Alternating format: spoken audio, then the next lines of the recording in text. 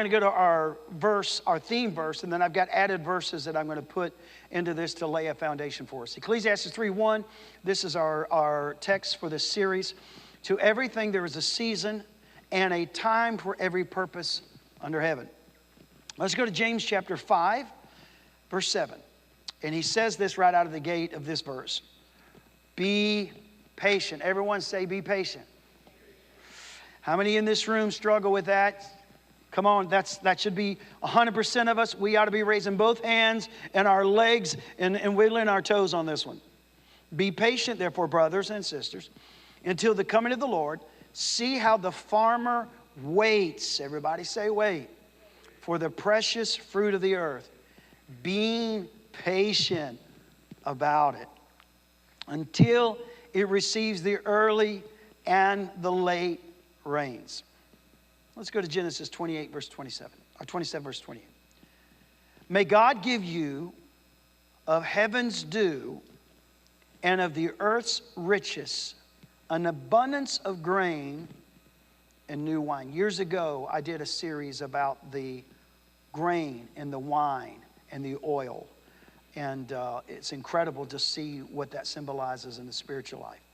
Now, Hosea chapter 14, verse 5. And some of these verses we'll come back to in this message. And I will be as the dew unto Israel. And he shall grow as a lily and cast forth his roots as Lebanon. I found an article because I really got intrigued about the dew. We all know what dew is. We know what the dew is. You wake up in the morning, you go out, it's that wetness on the grass, that on the leaves, on the flowers. We're familiar with that morning dew. Sometimes you can see the mist in the air, but most of the time you don't. It just shows up. And I found this article, and I want to read this, and I even put the words on the screen. So just bear with me because this really talks about the significance of the natural dew. Okay? So let's look at this. It says, dew is one of nature's most overlooked miracles. It arrives silently in the night, unnoticed by most. Yet its impact on the earth is profound. Long before modern irrigation systems, dew played, and still does, play a vital role in sustaining crops, nourishing soil, and preserving life in dry climates. What appears fragile and insignificant is, in reality, a powerful agent of growth and renewal. Dew forms when warm air cools and moistens. The moisture condenses on the Earth's surfaces, usually in the early morning hours. In arid and semi-arid regions, dew can provide a crucial source of water when rainfall is scarce. Even a small amount of moisture can make a meaningful difference to plants and soil. It sustains plant life by hydrating leaves and shallow roots. Reduces water stress during dry seasons. Supports photosynthesis by keeping leaf surfaces moist. Protects fragile plants from temperature extremes overnight. Unlike rainstorms that can be heavy and disruptive, dew is gentle. It does not erode soil or damage tender growth. I want to say that again. It does not erode the soil or damage tender growth. It simply settles, soaking in quietly and steadily. Dew works best in stillness. When the night is calm and the earth is at rest. Scriptures frequently use dew as a metaphor for God's provision, blessing, and His presence. The Bible speaks of the dew of heaven as something sacred, life-giving, refreshing, and divinely appointed. In Genesis 27:28, blessings is described as the dew of heaven, symbolizing favor and abundance. Hosea 14:5 records God's promises. I will be like the dew to Israel. He shall blossom like the lily. Dew in Scripture is never loud or dramatic. It is subtle, consistent, and transformational. The dew of heaven represents God's quiet work in our lives, spiritual nourishment that comes in seasons of stillness, daily grace that sustains us when answers seem delayed. Renewal that happens while we rest, not strive. Just as natural dew falls at night, spiritual dew often comes in seasons when we feel unseen, waiting, or uncertain. God is at work when we are still. Rain may symbolize breakthroughs and visible miracles, but dew represents process. Dew reminds us that not all growth comes from dramatic moments. Much of it happens in silence. Spiritual growth does not always come through powerful events or immediate answers to prayer. Often it comes through the daily dew of God's presence. Moments of quiet prayer, scripture, waiting, and trust. The dew of heaven softens hard places in our hearts, sustains faith during dry and confusing seasons, prepares us for fruitfulness before harvest ever comes, teaches patience, reminding us that growth takes time. When we rush seasons or demand rain when God is sending dew, we may miss what He is doing beneath the surface. Dew teaches us that God often grows us before He promotes us. Dew never announces itself, yet the earth depends on it. In the same way, God's quiet work in our lives is often the most transformative. The dew of heaven may not feel like much in the moment, but over time, it produces strength, resilience, and fruit. If you find yourself in a season where nothing seems to be happening, take heart. The dew is falling. God is at work, silently, faithfully, and purposefully, preparing you for the day ahead and the season to come. So pretty much, I just gave you my message in a nutshell. But we're going to crack open this shell. We're going to see just how much more is packed into this. I said a moment ago that it's I think, probably the most important season of our spiritual lives. We don't understand it. And to be truthful with you, it's probably the most, or I should say the least comfortable place for us with God. It's kind of weird because it's where it feels like nothing is happening, but yet we find out later that everything is happening in that moment. It's just hard to see and understand what's going on in these seasons of the due season.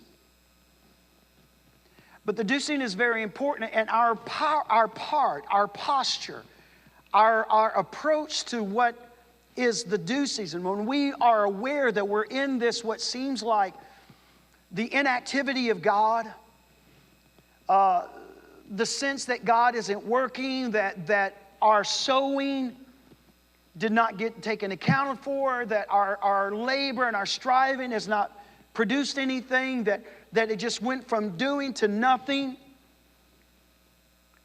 And then we just think, okay, God, wait a minute. I did my part and I obeyed and I followed you. And so this is the part now that you do what you do. You take my natural and you put your super on it and you make it supernatural.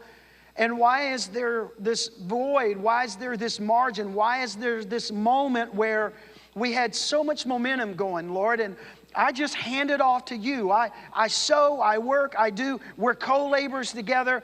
I do my part, and I sense that this is now where you do the supernatural. I just take the natural, and you now do the super. And I hand it over to you, and it's like, God, did you drop the baton? Did you miss it? Are you aware that you're not doing anything right now? And we're losing momentum.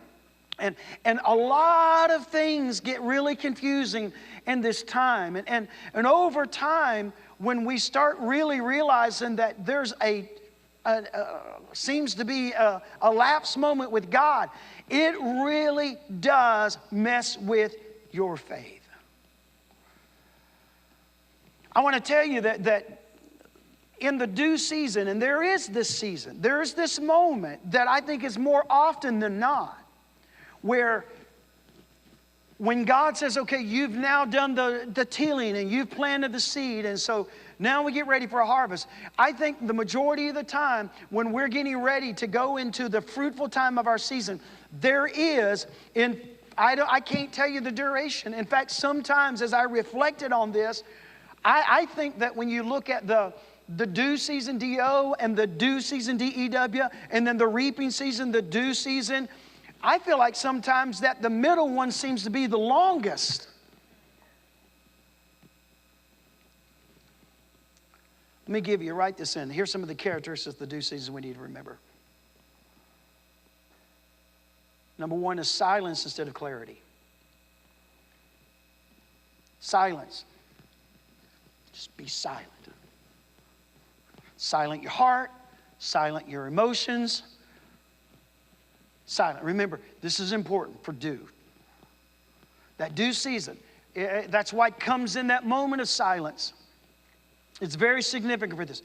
This requires silence instead of clarity. And this you're going to see as we get into this why I'm telling you it's a hard season, the due season.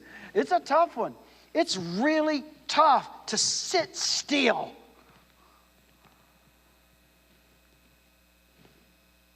Even when we know we put it in God's hands, we're like, okay, God, I'm listening. Talk. What we need to remember is in the due season, it ain't about clarity. It's just about being silent. And that's not easy for us. Second thing is this, waiting instead of movement. Oh, man. Guys, isn't this hard? I mean, you're having a hard time listening to it. I'm having a hard time hearing me preach it. This is hard. Waiting instead of movement. God, there's a lot of momentum going in the doing, and if we just kept the momentum going, but Lord, the waiting is killing the momentum. It's killing the progress. This doesn't make sense. We're slowing down. We're stopping the train. Now we got to build it back up, and it's a waste of time. We're not getting anywhere. Waiting instead of movement. Number 3, trusting instead of controlling. Yeah. Waiting is not the time for you to take control. The due season is not your control time. Because it seems that God isn't doing, D-O, doing, or D-U-E, doing. When it seems that God isn't doing something, He's doing something. D-E-W. I'm going to confuse you in this series, I'm sure, already with these do's. I got to spell it every time. We should have a code for these things. Flashcards, that'd been good. So then I could just pull them up when I say the word do, you know which one I'm talking about.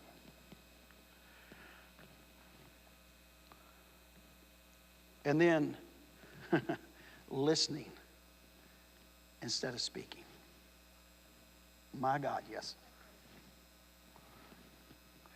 And sometimes listening means listening to the silence. Have you ever said, all right, God, I'm listening, but you're not speaking? Where's God obligated to speak just because we're silent? Where does it say, you be still so I can speak? Maybe God just wants there to just be silence. Nobody to speak. Be still. I was texting some friends last night that reached out to me. They're friends in ministry. They're out of state. They were in our state for a while, and they're in transition. They came to my heart as I was overlooking my notes for this morning. And I was thinking about their lives, and they reached out to me, and they asked me to be in prayer with them about this transition that they're getting ready to go through in ministry. And as I began to think about them, they just came to my mind sort of out of nowhere. And I started to think about and I sent them a text just because I just felt this compelling sense that they needed to be lifted up and encouraged.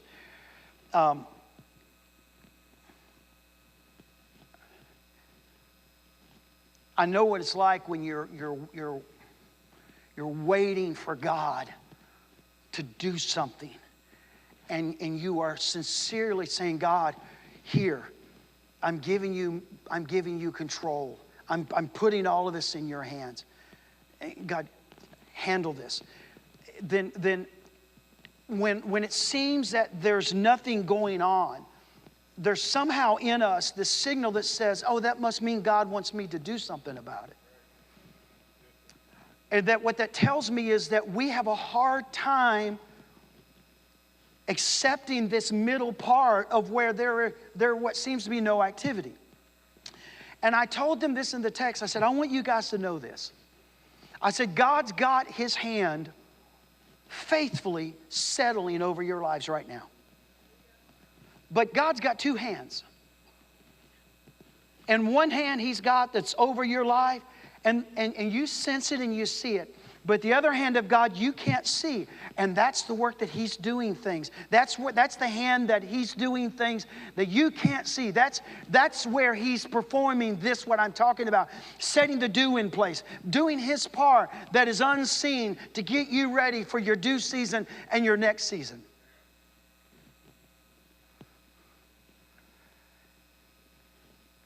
What is it that God's doing? What's this due season about? Why does God... I mean, it would make sense that we just skip this part and just go from the D-O to the D-U-E, right? I mean, why does there have to be the D-E-E-W?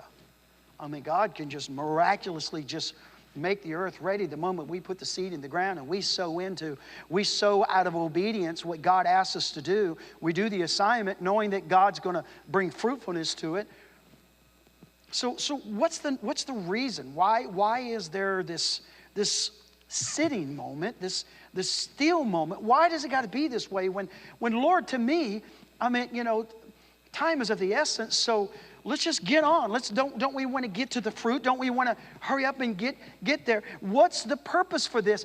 And what? Listen, you need to walk out of here. Every one of us need to walk out of here and understand this. We may not understand the due season. We may not understand why it seems to be a long season and why it seems to be a season where it's just inactivity and nothing's going on.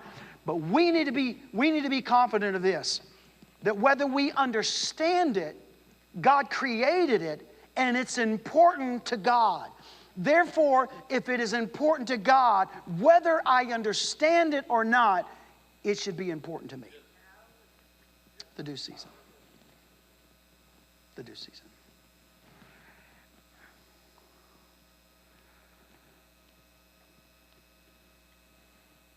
There is activity.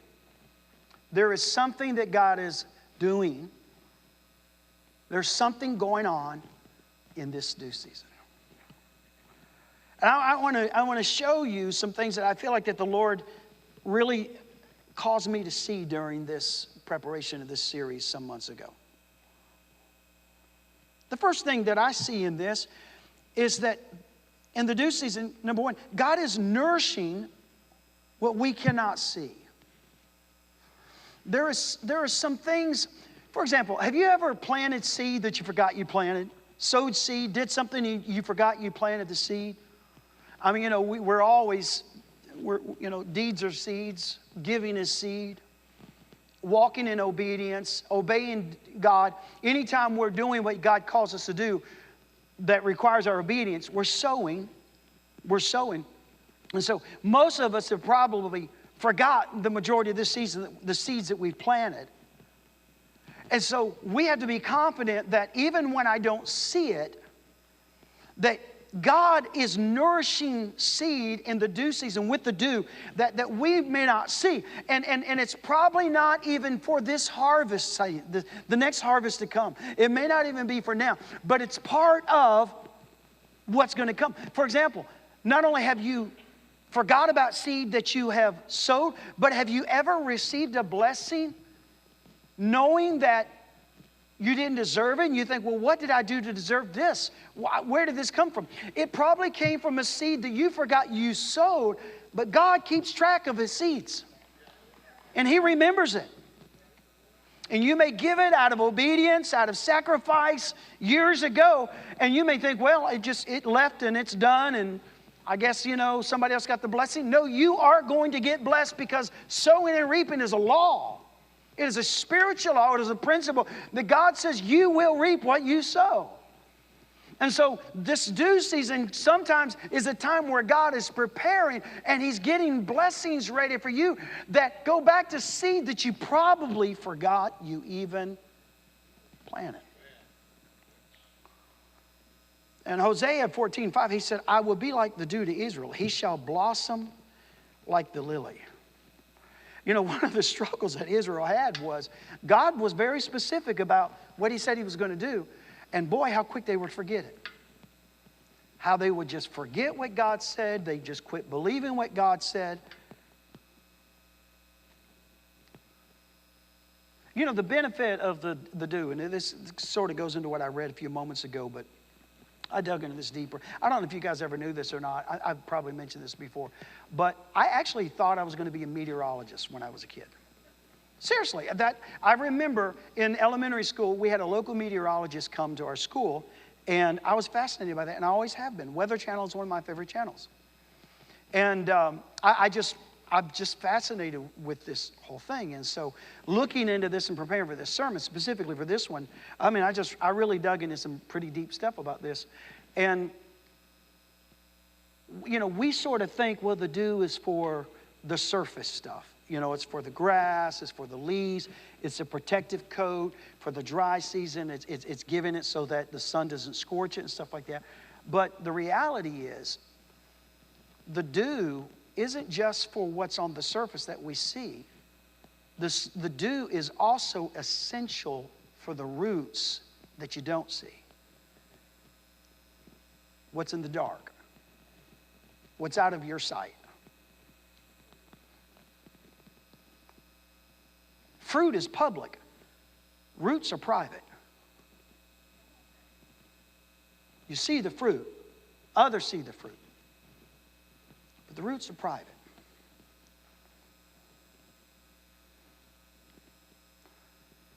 You have to think about this. If God rushes the seasons, the plants would not survive the weight of the harvest. Listen, it is important to have a good root system, not just a good fruit system. Because what supports the fruit is the strength of the roots. So, while it's important to the farmer that he sees a good harvest, to God, He sees good roots. He knows that the fruit is the byproduct. The key is the roots. And if the roots are not strong, and if the roots are not healthy, it will not hold the fruit that is meant to be born off the branches. And all we see is the branches. We see these branches are strong. Man, I should be able to produce so much fruit off of this, because look at how strong these branches are. And God says, that doesn't tell me anything. It's the roots. And the dew is very important because it helps strengthen the growth of the roots. So that way, it can handle the fruit to come. Really what it comes down to is this. It really comes down to this simple thing. It's about trusting God's timing. That's really what it comes down to. Psalms 27:14. Wait for the Lord. Be strong and take heart, and wait for the Lord. And so what the dew teaches us, it teaches us to be dependent on Him, not to be impatient. It teaches us stillness rather than striving. It teaches us faith instead of force. To just let God do what He's going to do, let it happen. And the danger is that if we just are not seeing what we want to see, we get in trouble. And so we begin to dig up the seed too early, and we begin to see, is it still there? Or let me make this more practical. We begin to force doors that God says it's not time to open yet. Or we make the assumption that delay must mean denial.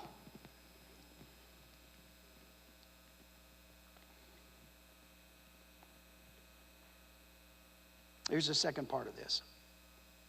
Not only teaches us his timing, but the third one. God is working without announcement.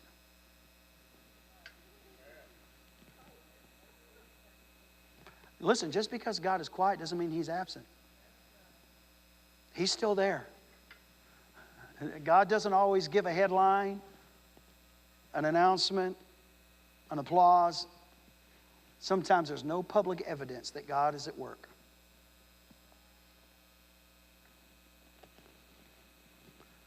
But come due season, D-U-E, there will be evidence. Even though you cannot see him working, God is working in your life right now. Even though you don't feel like God is working in your life right now. And I want to just say this. He's not just working in your tree. He's working in your garden. He's working. It may not even be about the tree that you're focused on.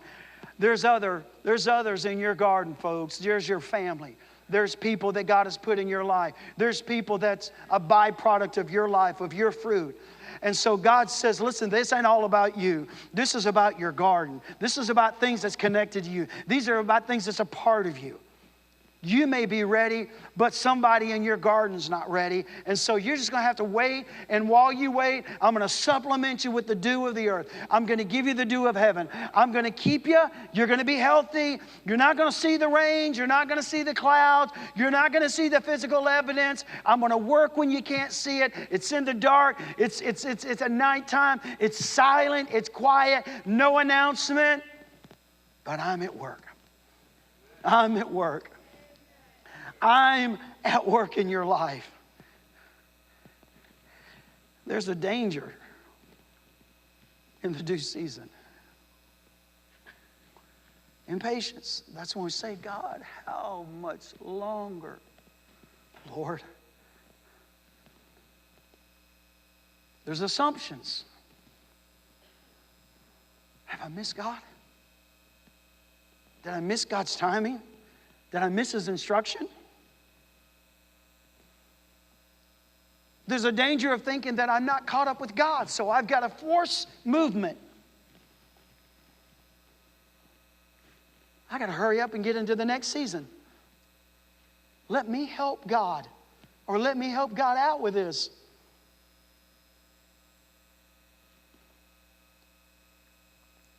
Listen, just as the dew doesn't rush the sunrise, we can't rush the Father or his timing. We've got to just let God decide and trust that he is working and nourishing and doing things in this moment where it seems it ain't happening.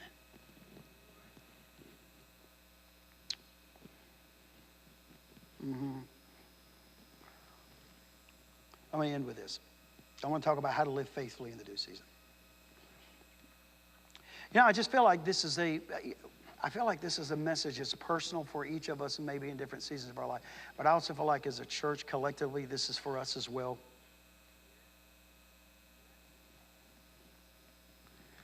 Very simple.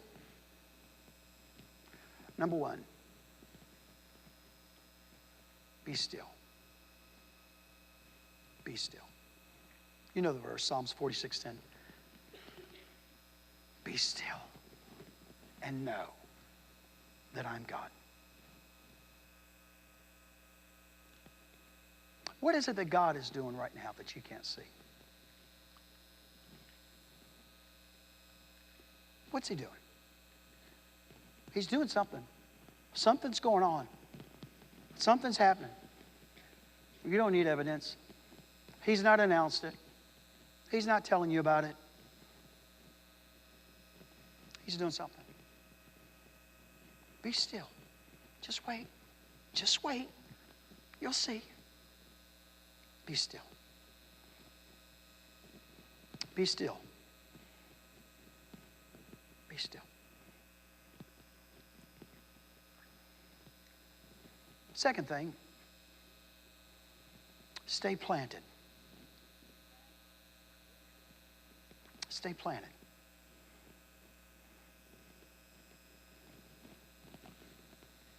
Don't be a pot jumper. Don't be a garden hopper. Stay planted. Stay planted. I gotta tell you a funny story. A little confession here. Earlier in 2025, Vicki and Oscar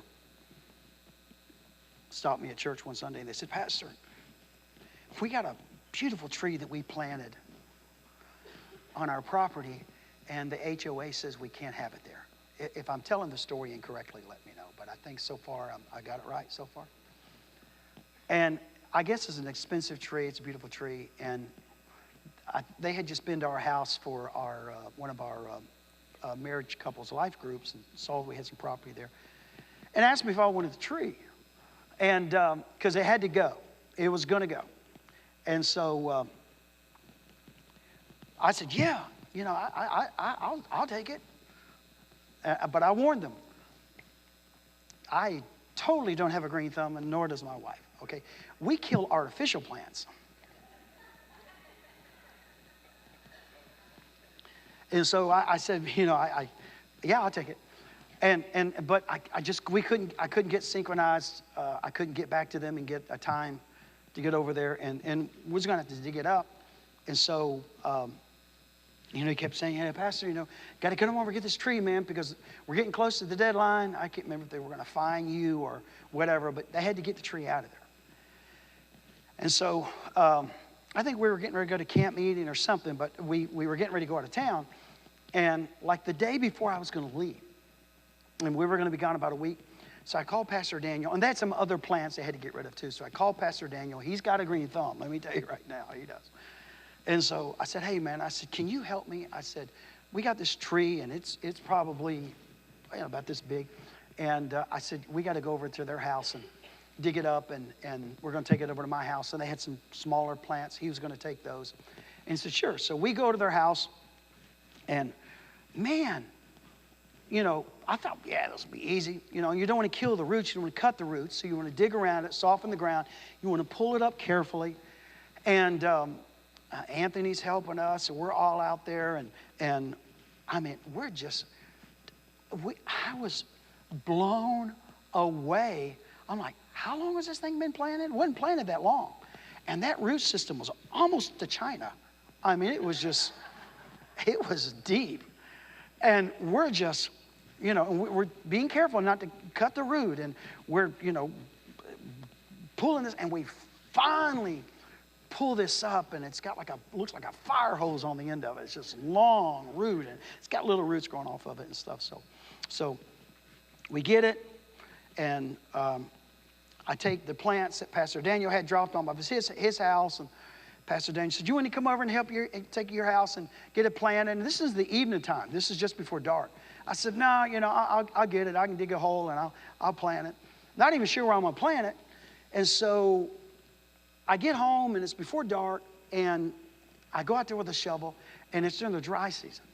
The ground is hard. I mean, I am just pounding in the ground. And I am not turning any dirt over. And I'm just thinking, man, this tree is not going to make this. And what am I going to do? And so I got a Kubota tractor. And I went and got the tractor and got a bucket on it. And I went out in my field. And I went to dig a hole. And when I did, I hit a water pipe. Wait, this is a blessing. The previous owners of our property had horses there, and they had a water line that fed from the canal. It wasn't coming from the house. And so it was feeding. I don't know if the county permitted that or not. So if you work for the county, please zip it. Okay? But of all the places that I picked, it was random. There was a pipe. And I looked, I thought, whoa, there's a pipe. And I kept thinking, well, and it wasn't connected to my house, thank God. And all of a sudden, I see a little stream of water coming from this. And I thought, oh, man, at first I'm thinking, did I damage this? And I realized it wasn't, from my house. But the hole's dug, it's getting dark. I'm leaving in the morning. And so I got to plant this tree.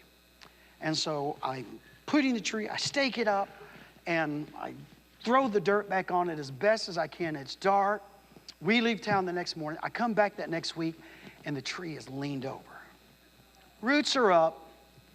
Leaves are dead. I thought, man, this thing is a goner. And I thought, I know they're going to ask me, Pastor, how's that tree coming? And so I get back in town, and I'm thinking, is there any chance of that? I mean, the leaves are dried up. It's a pile of dried up leaves right here. And I thought, man, I got to do something about this. I got the stake. I stood it back up in the ground, put it there, and the ground was soft, and there was that water there. And they would ask, and I said, well, we're hanging on. We're hoping. We're not sure. And after months, that thing has come back to life. It's standing up. It's got beautiful branches on it. It's got leaves. And while other things around it or on my property is dying, because I actually put it in a place where there was an underground source of water randomly, that is going to be the biggest tree on my property. And I was out yesterday and I was working in my yard, and I would look at that tree and I'm like, that is a symbol. That's a spiritual message for me right there. It just reminds me that we are the planting of the Lord. God, why you put me here? The ground is hard. There's no life here. God's got things hidden under the ground that you can't see. God has sources, and He said you will be like a tree planted by the rivers of living water. Not every river can be seen. There are rivers that run under the ground. And while there's no rain in the air, I don't have irrigation that's going to it, I don't have a sprinkler system, there's a source that's coming. There is a stream in my backyard, a canal, and there's water coming from a pipe because I broke it. I busted it. I made a mistake, and God has turned it into a source, into a blessing. He knew that's exactly where that tree needed to be planted, and He said, I'm gonna let you break something. You can't get in the ground, but you're going to use something, and it's going to bust a pipe, and you're going to get water there, and I'm going to show you that I can make something live even in a dry place. That's what God does in our lives. And the mornings and the dew that God brings to our life, those things, the key is stay planted where God has you.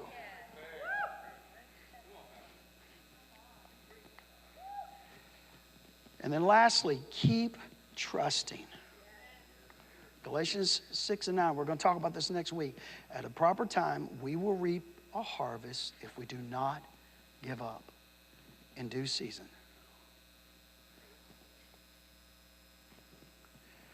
It's not a wasted season. It's preparation. It's part of the process. I'm going to give you this challenge. Here's the challenge to us. It's my closing challenge. If you're in a due season, don't panic. Don't push. Don't quit. God is refreshing your soil. God is strengthening your roots. God is preparing you for your due season and your next season. Trust Him. Trust Him. Wait on the results. Wait on God. Let's stand together.